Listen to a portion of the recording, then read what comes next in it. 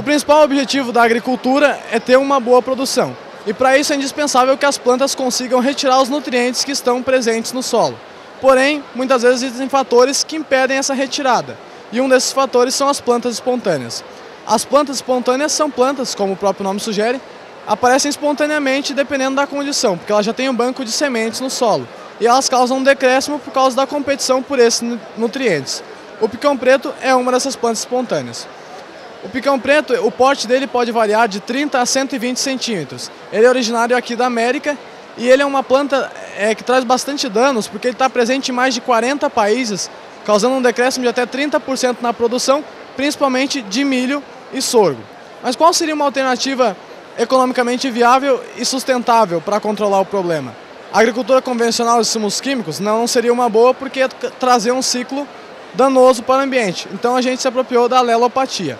A alelopatia foi um termo criado pelo estudioso alemão Hans-Peter Molesch, que se referiu aos efeitos benéficos ou danosos que uma planta exerceria sobre a outra. Então, o que a gente tentou ver foi a influência dos extratos aquosos de azevém, mucuna preta e tiririca sobre a germinação das sementes de picão preto, avaliando através da porcentagem de germinação, porcentagem de plântulas anormais e porcentagem de sementes mortas. Bom, o nosso trabalho foi desenvolvido no Laboratório de Sementes do Instituto Federal Catarinense, Campus Rio do Sul. A colheita da biomassa. A biomassa foi feita colheita com biomassa fresca, ou seja, a planta foi tirada diretamente do solo, em sua fase adulta. Os extratos foram fabricados utilizando 200 gramas de planta com 1 litro de água destilada, formando o extrato bruto 100%.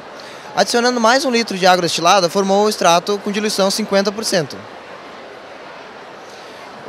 Os materiais foram associados com álcool 70%, desde Gerbox, as BOD e as pinças. Os papéis germ-test foram marcados utilizando uma prensa para ficar uma forma de covinhas para ficar melhor acondicionado as sementes.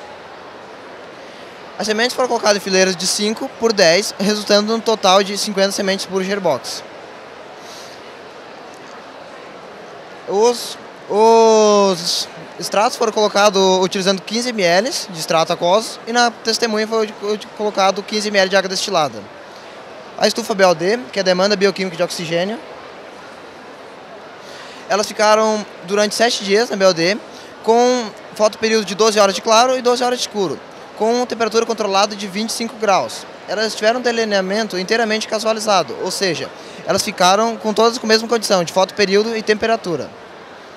Após uma semana, foi feita a contagem, a coleta de dados submetendo ao teste de variância, o teste F.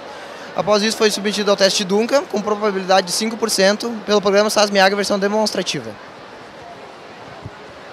As 3 variáveis utilizadas para avaliação foi a variável porcentagem de germinação, que contaram então as sementes germinadas, que tinham, após uma semana, plântulas normais, ou seja, plântulas que tinham a parte aérea e a parte da radícula, plântulas anormais, que só tinham a parte aérea ou somente a parte da radícula, e sementes mortas, que não apresentaram nenhuma expressão de germinação. Então, no nosso trabalho, a porcentagem de germinação entre os tratamentos não teve diferença significativa. A porcentagem de plântulas anormais teve diferença significativa com o aumento dessas plântulas anormais nos extratos de azevém e tiririca. Esses extratos aumentaram a porcentagem em relação à testemunha significativamente. Isso foi um resultado bom. Por quê? Porque essas plântulas anormais em solo, elas têm dificuldade de emergir e de se desenvolver. Então, assim a gente consegue diminuir essa população para uma população que não seja competidora. E as sementes mortas, igual que como na porcentagem de germinação, não teve diferença significativa. No nosso trabalho, então, os destaques foram o azevém e a tiririca, que já era conhecido seus efeitos alelopáticos, o azevém inibindo alface e a tiririca inibindo rabanete, cebola e tomate.